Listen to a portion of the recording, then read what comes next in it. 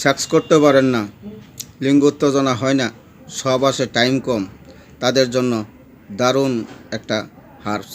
বন্ধু, ভিডিওটা শুরু করার আগে বলছি, যারা সাবস্ক্রাইব করেন না তারা সাবস্ক্রাইব করবেন, যারা সাবস্ক্রাইব করছেন তাদেরকে আন্তরিক শুভেচ্ছা জানাচ্ছি।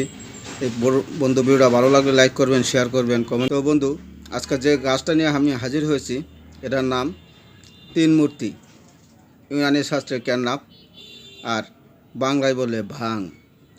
ভাং পাতা এমনই একটা ওষুধ, গাঁজা খাইলে রাজা হয়ে যায়, রাজারাই গাঁজা খাইছে।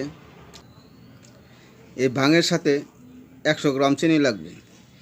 ভাংটাকে শোধন করে নিতে হবে। আপনারা শোধন প্রক্রিয়া কমন ব্যাক্সের মাধ্যমে আপনারা পরামর্শ চালিয়ে নিতে পারবেন। এই ভাংটা শোধন করে এটা চূর্ণ করতে হবে। এই চূর্ণটা যতটুকু হবে, 100 গ্রাম ভাঙের চূর্ণর সাথে 100 গ্রাম চিনি লাগবে। চিনিটা আপনারা 50 গ্রাম পানি দিয়ে চিনিটা জাল করবেন।